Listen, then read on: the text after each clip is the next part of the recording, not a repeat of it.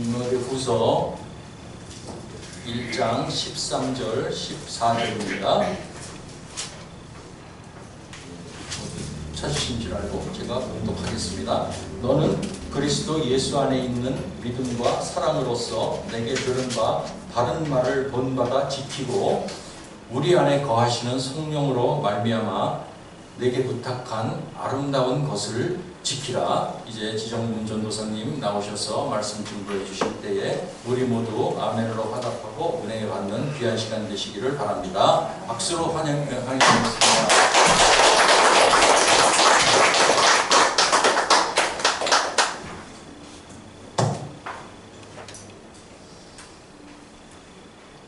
오늘 읽으신 본문 디모데후서는 AD 67년경에 기록된 걸로 추정됩니다.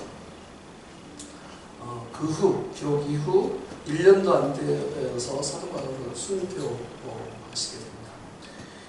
죽음을 앞두고 기록한 바울의 마지막 성경, 마지막 편지라고 할 수 있습니다.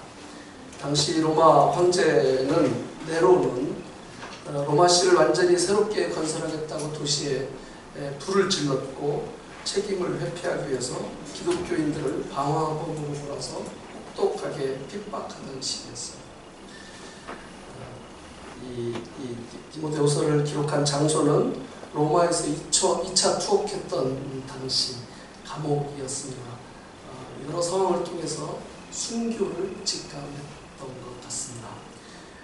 당시 에베소에 있던 아들 같은 제자 디모데에게 당부, 조언의 글을 편지로 보내게 되었고 그게 디모데후서. 본문 읽으신 13절에 믿음과 사랑으로서 내게 들은 바 바른 말을 본받아 지키라. 바울의 걸어온 길을 이어받아 지켜달라고 유언 같은 당부를 하는 것이죠. 신앙인으로 살기도 쉽지 않았던 시기였는데 더구나 소명의 삶을 살기 위해서는 얼마나 힘들고 답답하고 속상한 상황들을 이겨내야 했을까 생각하게 됩니다. 그런데 본문에서 바울은 그 길을 설명하는 수식어로 아름다운 이 단어를 붙여넣었어요. 그게 너무나 고맙기도 하고 놀랍기도 합니다. 여기에 사용된 단어 아름다운 헬라어 칼로스입니다. 아름답다, 좋다, 선하다. 그 중에서도 기본적인 의미는 아름답다입니다. 바울은 어떻게 그 상황에서 이 단어를 생각해서 적어놓았을까? 지금까지 살아오신 믿음의 길들이 있으시죠? 각자 주어진 상황과 역할 안에서 살아오신 길이 있으실 것입니다. 소망으로 순종하며 산다고 해도 인생 여정이 참 쉽지만은 않은 것 같습니다. 그 길을 요약해서 표현하면 어떤 단어를 붙일 수 있을까요?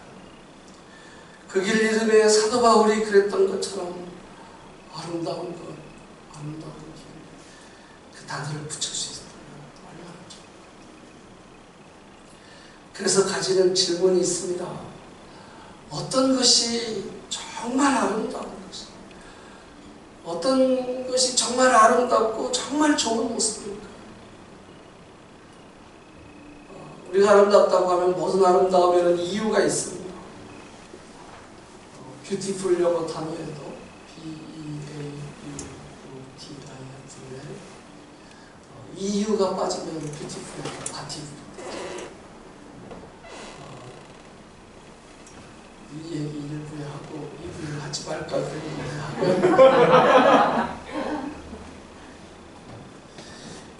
이유가 담겨지지 못한 아름다움은 기억하시라고 뷰티풀이 아니라 B-A-T-I-F 제대로 된 이유가 담겨져 있는 아름다움, 진짜 아름다움. 인생과 역사는 삼간의 틀 안에서 형성된다고 합니다. 시간, 공간입니다. 이 사이간자로 쓰여지는 세계의 삼간의 기회이기도 하고 피조물로서 가지는 한계의 조건이기도 하고 하나님께서 인간과 세상을 지으실 때 바로 이 삼간 시간과 공간, 인간의 틀 안에 아름다움을 부여하시고 잘 지키고 누리고 발전시키라 당부하셨습니다. 창세기 1장에 이 세상을 지으시고 해주셨던 좋았더라 히브리 터부 이 단어가 좋다, 선하다, 아름답다. 헬라어로는 오늘 본문에 나왔던 칼로스, 바로 그 단어. 인간을 지으시고는 심히 좋았다, 정말 아름답다, 정말 좋다 말씀하셨죠. 그리고 한 가지 경고를 주셨습니다. 짝퉁 아름다움에 미혹에 빠지지 마. 모든 것을 잃어버릴 것이다. 선악과의 인물. 사탄이 그것을 노리고 그 틈을 공격하지요. 창세기 3장 5절 너희가 그것을 먹는 날에는 너희 눈이 밝아져 하나님같이 되라. 스스로 하나님처럼 그 하나님의 다스리심 밖에서도 아름다운 것들, 좋은 것들을 얼마든지 추구하고 찾을 수 있다.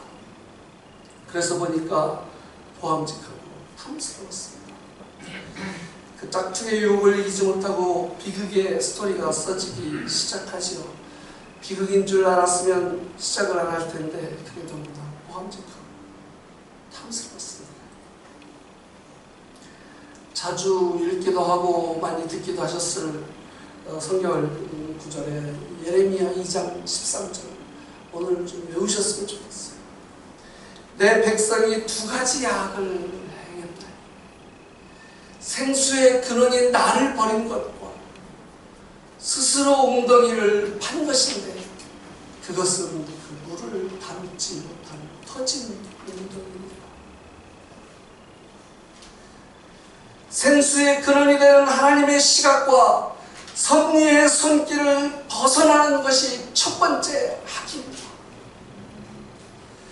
그리고는 생수의 근원을 잃었으니까 스스로 웅덩이를 파서 뭔가 채우고 추구하기 시작하는데 슬프게도 터진 웅덩이. 터진 웅덩이 채울 수 있을까요?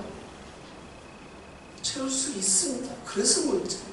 차라리 뒤집어진 엉덩이면 그걸 노력을 안 할 텐데 바쁘게 채우면 채워집니다. 채워지는 것 같아요. 그런데 줄줄 새버립니다. 그래서 허겁지겁 더 빨리 더 많이 채워야 합니다. 어떻게든 노력해서 천신만고 끝에 잠깐씩 채워지는 것 같아 보이는 그 웅덩이를 파놓으면 작은 터진 웅덩이가 있고 큰 터진 웅덩이가 있으면 어느 게 더 힘들어요? 큰 터진 웅덩이가 더 힘들어요. 끊임없이 계속 노력해서 물이 새면 채우고 또 채우고 그렇게 버티다가 결국 힘이 빠지면 비워지는 엉덩이를 바라만 보아야 되는 때가 찾아옵니다. 계속 채워대는 수고의 과정도 너무 힘들고요. 결국 비워지는 엉덩이를 지켜만 볼 때는 정말 힘들지. 엉덩이가 클수록 더 그렇습니다. 정말 슬픈 것은요, 너무나 많은 사람들 그 터진 웅덩이의 크기를 비교하면서 그 크기의 경쟁을 인생의 목표로 삼는다는 것이 결국 찾아오는 것은 영혼의 목마른 공허입니다. 잘 아시는 화가 피카소의 이 풀네임이 이렇습니다. 파블로 딩고 호세 프란치스코 드 파우라 호얀 드로스 레메디 오스 크리스티노 드라산티스마 트리니나드 루이즈 피카소. 줄여서 파블로 루이즈 피카소라고 불러요. 이렇게 피카소 이름이 길게 붙여진 이유가 있습니다. 사랑하는 애인이 생길 때마다 그 애인의 이름을 이름에 삽입해서 붙이다 보니까 피카소 미술사의 획을 그리지 않습니다. 미술, 아름다움, 제주술, 아름다움의 제주로 탁월한 인생 산다고 했잖아요. 끝없는 갈증을 채우는데 결코 만족하지 못했던 것 같습니다. 본인을 그린 자화상이 피카소의 자화상이 꽤 많은데요. 시간이 지날수록 인생에 대한 공허, 공포의 표정이 점점 적나라하게 짙어지는 것을 볼 수 있습니다. 검색해보면 바로 그 변천사가 나와요. 아름다움을 추구했고 사랑을 추구했고 평생 5만 점 이상 미친 듯이 그림을 그렸고 그래서 재산도 많이 모았지만 만족과 평안을 얻을 수 없었다는 이야기입니다. 결국 터진 운동. 그 터진 운동의 유혹과 시험은요, 욕심을 제어하지 못하는 하나님의 백성에게도 똑같이 찾아옵니다. 그래서 이 사실 예레미야 2장 13절 이 구절도 하나님 백성에게 주신 경계의 말씀입니다. 내 백성이 두 가지 악을 행했다. 솔로몬은 성전 건축하는데 7년을 보냅니다. 왕궁에 13년을 보냅니다. 역대하 5장이 이 모든 것이 완성됩니다. 그리고 역대하 6장 7장은 소를 소 2만 2천 마리, 양 12만 마리를 잡아서 엄청난 낙성식을 벌이는 장면이. 그리고 8장 이후 그 다음은요, 이제 이 전에서 이렇게 저렇게 달라는 기도가 계속 이어집니다. 한번 보십시오. 그 기도 내용 중에 가장 많이 나오는 눈에 띄는 단어가 있습니다. 내가. 나중에 전도서에서 솔로몬이 이렇게 고백합니다. 전도서 2장 4절 나의 사업을 크게 하였노라. 내가 나를 위하여 집들을 짓고 포도원을 일구며. 그리고 11절 그 후에 내가 생각해본즉 내 손으로 한 모든 일과 내가 수고한 모든 것이 다 헛되어 바람을 잡는 것이며 헤아려서 몰입하는 것이다. 솔로몬 원래 이름은 여디디아였습니다. 하나님이 직접 붙여주셨어요. 그 뜻은 하나님의 사랑을 입은 자였습니다. 언제부터 그 이름을 잊어버렸는지 모릅니다. 솔로몬, 그 뜻은 평화롭다입니다. 솔로몬도 다윗도 이 이름을 좋아서 그 이름을 부르기 시작합니다. 언제부턴가 이름처럼 솔로몬은 누릴 게 많은 평화로운 인생이 되었습니다. 그런데 이 이스라엘 역사 상황을 살펴보면 그때로부터 시작해서 결국 이스라엘은 북이스라엘, 남유다 분열 왕국의 시대를 살아가게 됩니다.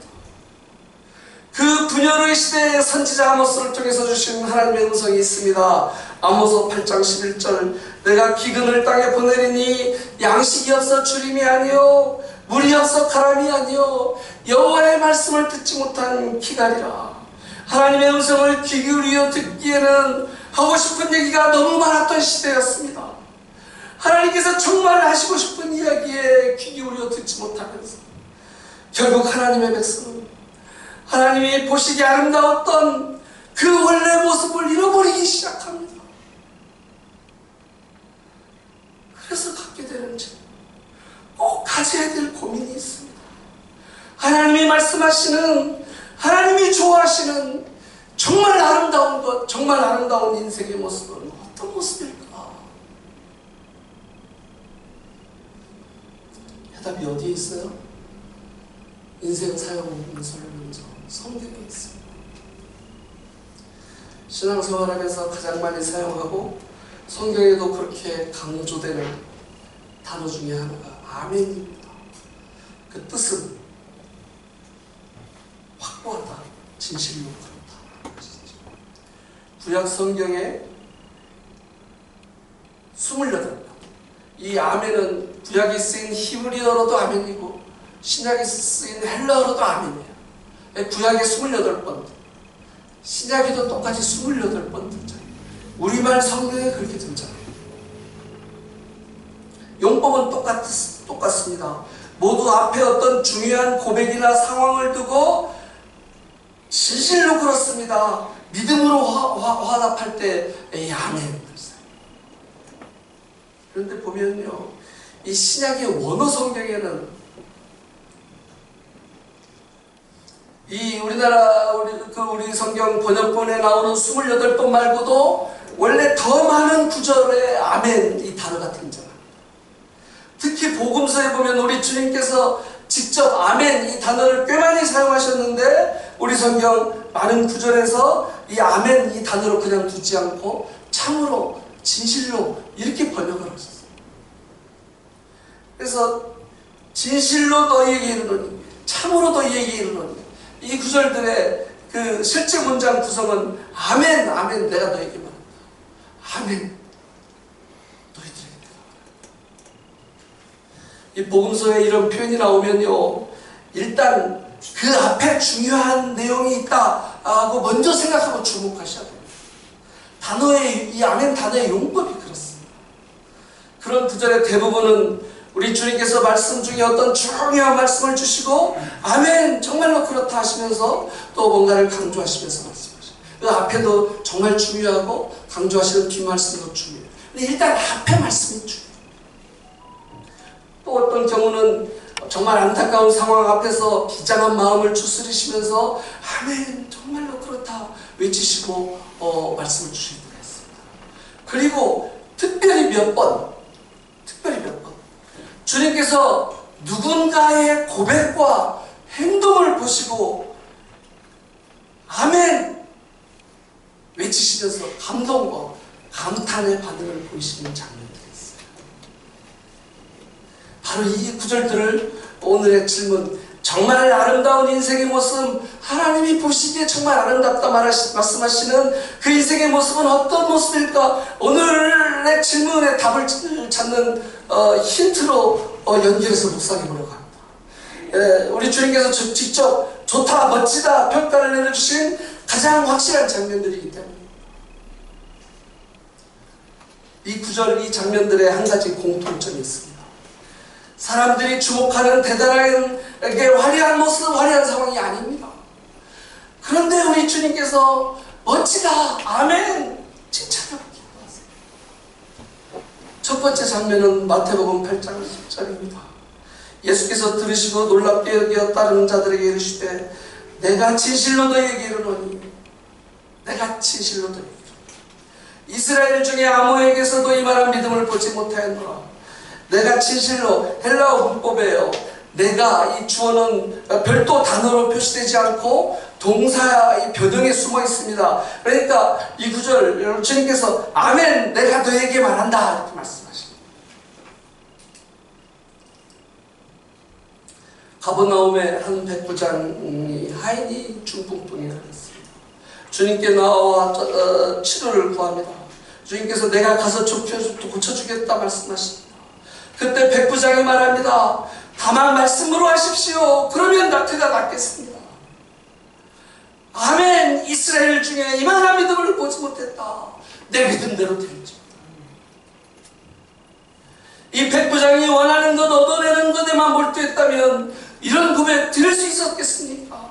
와 진짜요? 감사합니다. 그냥 좋아했겠지요. 그런데 그 급박하고 절실한 상황에서 주님의 선포의 말씀을 듣고 우리 주님을 주님답게 인정하는 것이 그에게 우선이었습니다. 주님이면 됩니다. 주님 말씀이면 됩니다. 그 믿음의 고백 앞에 우리 주님께서 깜짝 놀라 기쁨의 탄성을 내주십니다. 아멘! 멋지다! 멋지다! 두 번째 또 다른 장면은 누가복음 23장 43절입니다. 예수께서 이르시되 내가 진실로 내게 이르노니 오늘 네가 나와 함께 낙원에 있으리라 하시니라. 내가 진실로 내게 이르노니 오늘 네가 나와 함께 낙원에 있으리라. 우리 주님께서 십자가에 달리셨을 때였습니다. 사람들이 네가 만일 하나님의 아들이면 너를 구원하고 내려오라고 조롱하고 있었습니다. 십자가 한쪽에 입힌 죄수가 그 조롱에 동참합니다. 그래 네가 그리스도가 아니냐 내려와 너와 우리를 구원해보라. 그때 다른 편 죄수가 그 죄수를 꾸짖으며 말합니다. 네가 여기서도 하나님을 두려워하지 않느냐. 예수여 당신의 나라에 임하실 때 나를 기억하소서. 우리 주님께서 깜짝 놀라 외치십니다. 아멘. 오늘 네가 나와 함께 낙원에 있을 것이다. 이 고백을 한 사람 사형수였습니다. 자신의 상황을 놓고 보면 최악 중에 최악의 상황이었습니다. 그리고 우리 주님도요, 이적을 베푸실 때가 아니었습니다. 힘있는 산상설교를 외치시는 때도 아니었고요. 십자가에 달려 죽음을 목전에 두신 최악의 모습이었습니다. 사탄의 입장에서 보면 이때처럼 자신만만 당당할 때가 없었을 것입니다. 그런데 그 상황에서 하나님이 두렵지 않느냐, 그 용기가 대단하지 않습니까? 상황만 놓고 보면 너무나 부끄럽고 초라할 수 있습니다. 그런데 그 주어진 모습과 펼쳐진 모든 상황을 뛰어넘어서 우리 주님을 주님으로 고백하고 의지하고 선포하는 믿음의 용기를 우리 주님께서 보시고 아멘, 그 모습을 기쁘게 받으시고 칭찬하시고 좋아하셨습니다. 그리고 또 다른 장면은 누가복음 21장 3절입니다. 이르시되 내가 참으로 너희에게 말하노라. 아멘. 내가 너희에게 말한다. 이 가난한 과부가 다른 사람보다 많이 먹었다. 이 한 과부는 2렙돈을 헌금했습니다. 한 렙, 1렙돈은 1데나리온의 128분의 1입니다. 1데나리온이 하루의 당시 품삯이었습니다. 그러니까 2데나리온 많아야 몇천 원이었습니다. 누가복음 21장은요, 우리 주님께서 죽음을 며칠 앞두신 마지막 고난주간의 기록이었습니다. 그 절박하고 비장한 시기에 우리 주님께서 발길을 멈추시고 이 장면을 보시는 겁니다. 한 과부의 너무나 작지만 진심을 담은 헌신의 모습을 주목하시면서 아멘! 기쁨과 감동의 탄성을 외치시면서 제자들을 불러 모으셨습니다. 이 주님의 마음을 제대로 이해하시려면 앞뒤 상황을 함께 살펴보아야 합니다. 바로 앞 장면은 누가복음 20장 45절에서 47절. 모든 백성이 들을 때 예수께서 그 제자들에게 이르시되 긴 옷을 입고 다니는 것을 원하며 시장에서 문안받는 것과 회당의 높은 자리와 잔치의 윗자리를 좋아하는 서기관들을 삼가라. 그들은 과부의 가산을 삼키며 외식으로 길게 기도하니 그들이 더 엄중한 심판을 받으리라.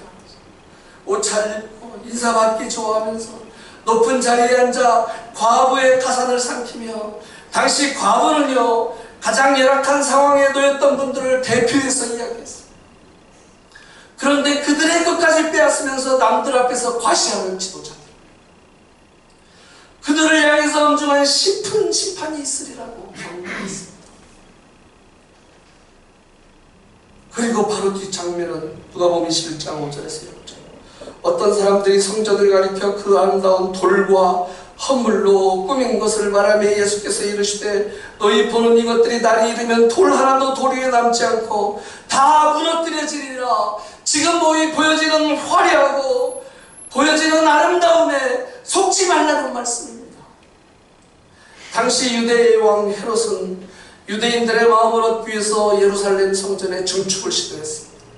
예루살렘 전체 면적의 4분의 1이나 되는 부지를 확보하고 그 만만치 않은 건축비를 충당하기 위해서 종교 지도자들과 연합해서 과부의 가산까지 삼킬 정도로 헌금을 강요했습니다. 이 모습 너무 속상해 하시면서 탄식하는 울분의 마음이 가득하셨을 때 우리 주님께서 지금 방금 전에 안쓰러운 대상으로 언급하셨던 그 과부 한 분이 조용히 나와 하나님께 최선을 다하는 모습을 보신 것입니다. 가장 보살핌 받아야 될 대상이었지만 보살핌 받기는 커녕 희생만 강요하는 처지의 한 과부였습니다. 생각하면 억울하고 화나고 답답할 텐데 묵묵히 그곳에서 자기의 도리와 역할을 지키며 자신이 드릴 수 있는 최선의 것을 내어놓는 모습에 우리 주님은 무거운 발걸음을 멈추셨습니다. 아멘! 과연 그렇다! 칭찬과 자랑을 아끼지 않으셨습니다. 잘 보면 이런 이야기들, 역사를 통해 반복되는 모습, 반복되는 상황입니다. 앞에 말씀드렸던 솔로몬의 역사를 포함해서 구약 성경 몇 페이지만 넘기면 반복되고 또 반복되는 이야기 아닙니다. 교회사를 통해서도 마찬가지입니다. 카타콤 동굴에서 예배드릴 때 성령님이 역사했습니다. 그 당시 지배자였던 로마 제국이 기독교 국가로 바뀌는 놀라운 역사가 하나님의 섭리가 이루어집니다. 로마가 기독교를 국교로 정하고 신자가 늘고 돈이 넘치니까 교회는 땅을 사들였습니다. 호합한 성전을 짓기 시작했습니다. 지금 그 건물들이요, 성지가 아니라 관광객들의 구경거리가 되어 있는 거 아시잖아요. 중동 지역에서도 그렇고 러시아에서도 똑같이 반복된 이야기입니다. 그럴 때마다 성령님은 떠나셨고 군중심리와 건물만 남기게 됩니다. 그럴 때마다 교회는 세상으로부터 비난과 조롱을 받게 됩니다. 현대에 들어와서도 마찬가지입니다. 50년 전 1966년 4월 18일자 타임지 커버스토리 제목이 하나님은 죽었는가? 복음적 진리의 종말을 예측하는 글을 썼습니다. 설교를 사람들이 10분, 20분씩 더 이상 참고 들으려 하지 않을 것이라고 단언했습니다.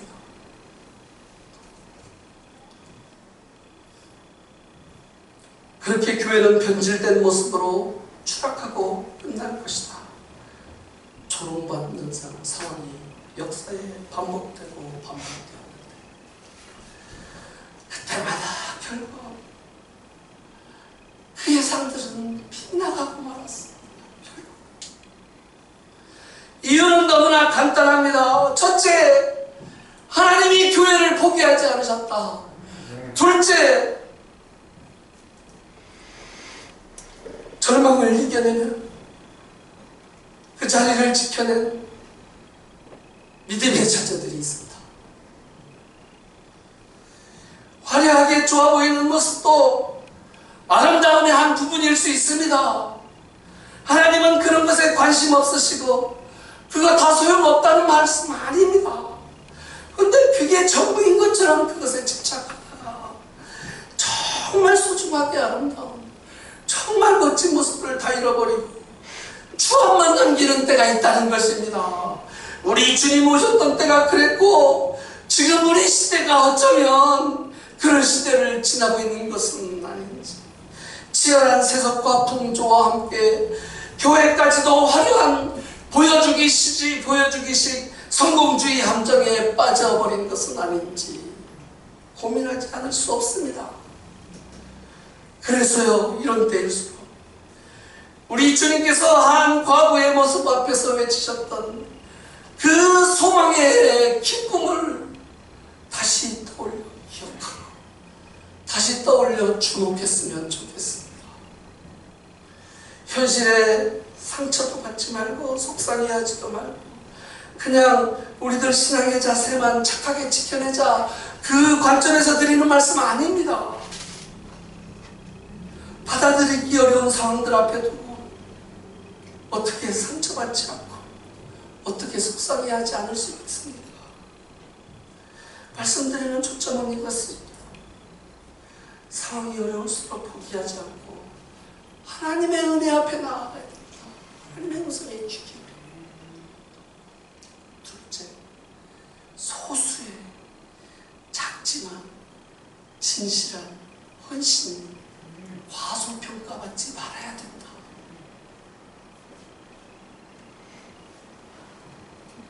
제가 좋아하는 구절 중에 마가복음 9장 24절에 있습니다.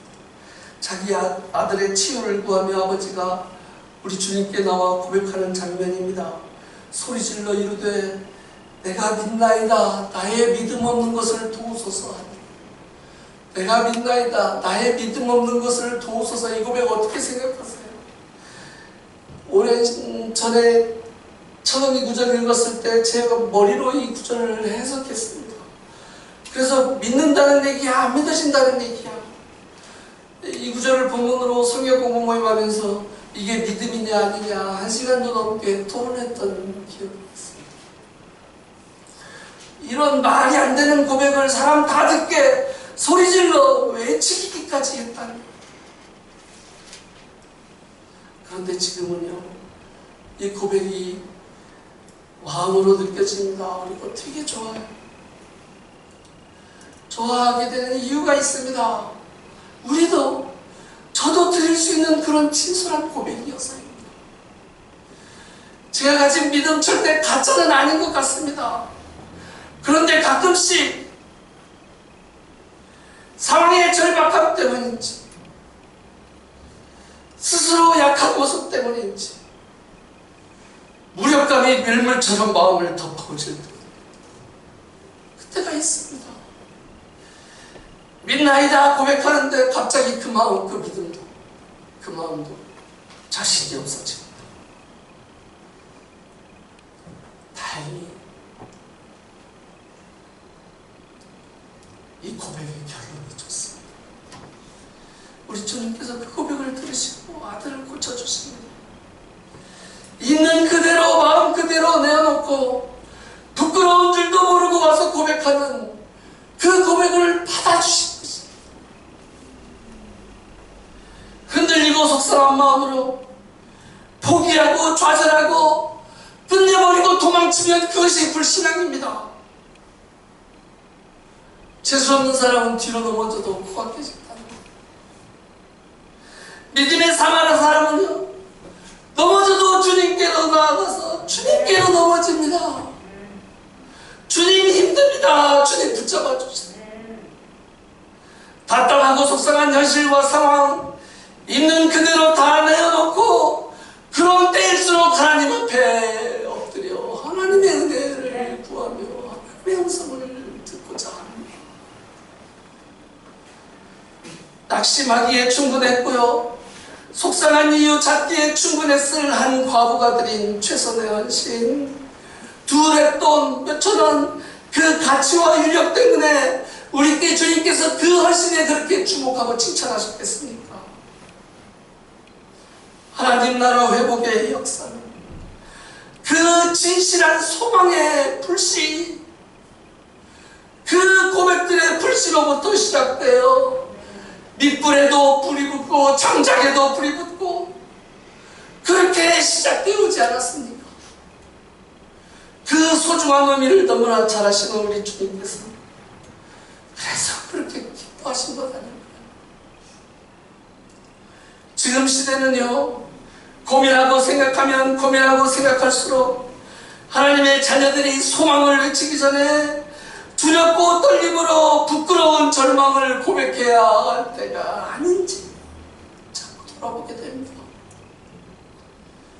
그 절망이 깊을수록 우리 주님께서 참 좋다, 멋지다, 기쁨으로 그 모습을 받으셨던 이름 모를 어느 백부장, 이름 모를 어느 사형수, 이름 모를 어느 과부, 그 모습을 떠올려 생각하게 됩니다. 상황을 뛰어넘는 온전한 믿음의 은탁, 이 믿음의 은탁을 빼놓고 바울이 오늘 본문에서 설명한 그 아름다움, 이 단어는 설명할 수 없을 것 같아요. 바울이 그때 처했던 상황을 떠올려 생각하면 그렇습니다. 원했던 세계 선교의 꿈은 막막하게 좌절되는 것 같습니다. 감옥에 갇힌 채 이제 죽음을 예상하며 쓰는 편지 아닙니까? 그런데 사도 바울 믿음의 시선에 그 같은 상황과 결과에 상관없이 바울이 지켜온 그 길, 바울이 소망하는 그것은 아름다운 것이었습니다. 아름다운 것을 지켜 읽으면 읽을수록 사도 바울이 이렇게 적어준 게, 그 대목 그 상황에서 이렇게 적어준 게 너무나 놀랍고 너무나 고맙습니다. 주어진 상황, 주어진 역할에서 우리 스스로의 모습으로 최선을 다하는 신앙인에서 사무엘상 17장은 잘 아시는 다윗과 골리앗의 싸움 이야기입니다. 다윗이 골리앗 앞에 나아갈 때 사무엘상 17장 38절, 이에 사울이 자기 군복을 다윗에게 입히고 노투구를 그의 머리에 씌우고 또 그에게 갑옷을 입히고 자기 칼까지 내어줍니다. 갑옷, 투구, 칼, 그것도 사울왕이 가졌던 그 좋은 갑옷, 투구, 좋은 칼. 전쟁하려면 최소한 이것은 있어야지요. 거기다가 신뢰받을 수 있는 좋은 것들, 이른바 좋은 스펙입니다. 그거 다 걸치고 다윗이 움직여보는데 너무 어색하고 불편했어요. 이건 아닌 것 같아요. 그거 다 내려놓고 찾은 것이 물맷돌 막대기였어요. 이것들은요, 다윗이 자기 정체성을 가지고 목동으로 살아온 자기 삶 가운데서 자기의 정체성과 현실을 가지고 뭔가 해볼 수 있는 가장 최선의 가능성이었습니다. 그걸 챙겨요. 그때 상황을 생각해 봤습니다. 가부투도 막 이거 짊어졌을 때 가졌던 그 어색함이 사라지고 어색하지 않은 편안함이 살짝 찾아옵니다. 그래, 이게 나지, 이게 다윗이지. 그런데 불안하고 두려워요. 이래서 될까? 이래도 될까?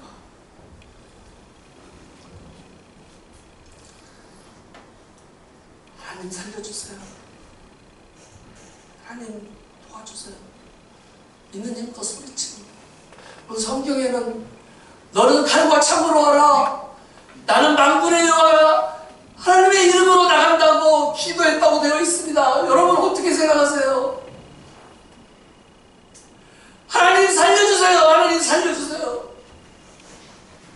하나님 도와주세요 외치는 간절한 외침 아니었을까요?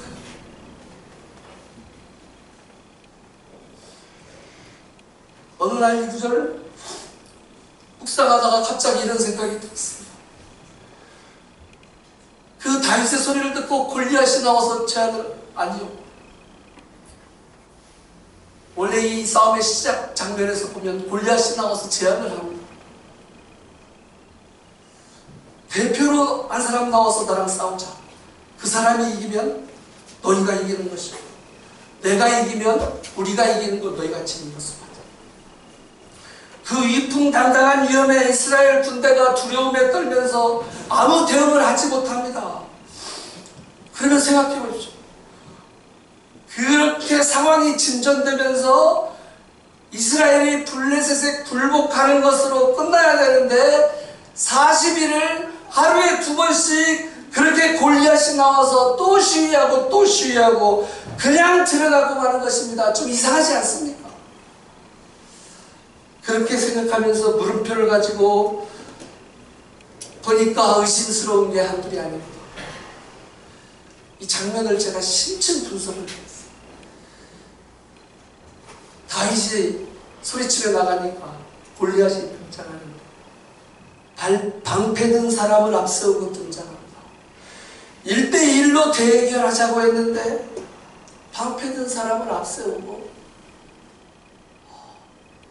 걸어나가요. 슬금슬금 걸어나가요. 다윗이 외치면서 가까이 가니까 그때서야 다윗을 발견하고 한마디 하는데 막대기를 가지고 나온 거냐 그래요. 근데 이 원문으로 보면 다윗이 나갈 때 든 막대기는 단수 막대기고요, 골리앗이 막대기냐고 이야기하는 막대기는 복수 막대기예요. 우리 성경에는 똑같은 막대기. 영어 성경으로 봐도 분명합니다. 단수와 복수 달라요. 이 부분에서 약간 제가 기대 반, 의심 반, 상상력이 동원됩니다. 이거 확실한 얘기가 아닙니다. 유출. 골리앗이 혹시 그냥 허대 큰 거인은 아니었습니다. 실제는 앞도 잘 안 보이고 방패든 자의 부축을 받아 움직이는 실제는 허당 아니었습니다. 일단 가장 큰 오금요, 40일을 나와서 큰 소리 치고 다시 들어가는 모습 이상하지 않아요? 골리앗의 실체가 정말 그랬을지 어땠을지 사실은 확실하지 않습니다. 그런데 요즘 이런 생각을 자꾸 하게 됩니다. 지금 우리에게 거인처럼 아니면 마치 바벨탑처럼 크고 높고 단단하고 거대해 보이는 세상의 실체, 그야말로 사상누가 모래위의 성 아닐까. 그리고 그런 물음표다, 그 물음표보다 더 확실한 느낌표의 고백이 있습니다. 두려움을 극복하며 골리앗을 향해 달려갔던 다윗을 하나님께서 도이게 해주셨고 끝내 이기게 하셨고, 그 하나님께서 지금도 우리들 하나님의 자녀, 우리들 하나님 만나는 자녀의 삶에 동행해 주신다는 것입니다.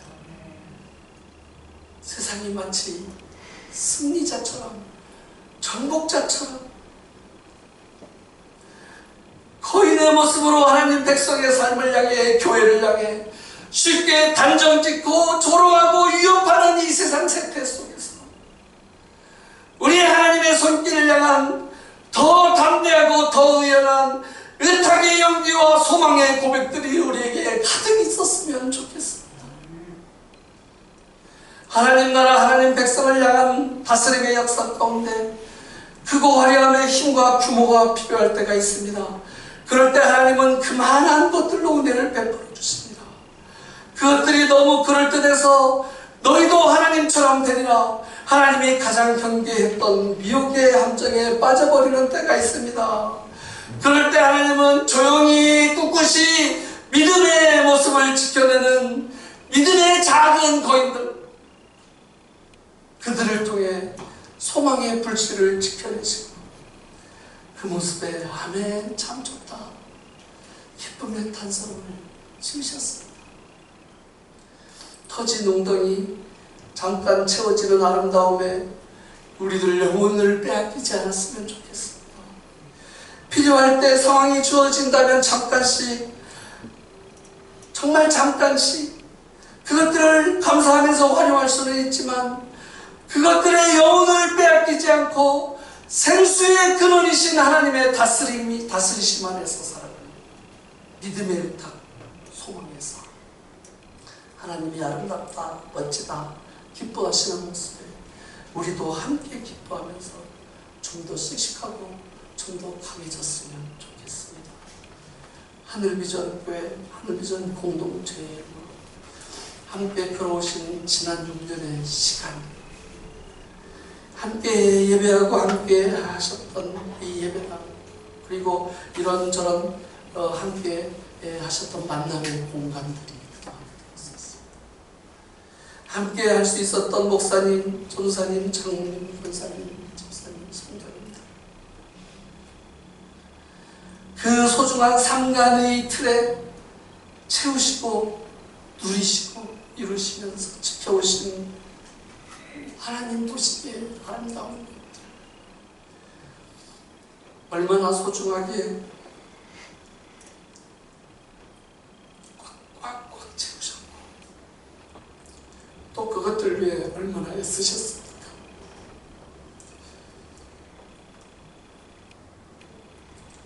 그 모습을 멀리서 가까이서 저도 지켜보고 때로 함께 할 수 있었던 시간들의 기억들이 저에게 너무나 소중하게 아름다운 감사와 추억의 기억으로 깊이 깊이 새겨져 있습니다. 아마도 우리 주님께서도 아멘 참 좋다, 기쁜 마음으로 순간순간 외쳐주시지 않으셨을까요? 그렇게 혼자 상상하면서 그런 확신을 바울의 고백을 통해 가졌던 고맙기도 하고 놀랍기도 했던 마음, 우리 하늘 비전 그리고 모든 식구 성도님을 통해서 다시 가져오게 됩니다. 우리 안에 거하시는 성령으로 말미암아 내게 부탁한 아름다운 것을 지키라. 바울이 지켰고 디모데가 지켰고 쌓여지고 쌓여져서 이어지고 이어져서 하늘 비전 공동체를 통해서, 그리고 우리 성도를 한 번 한 번의 삶을 통해서 채우시고 이루어 가시고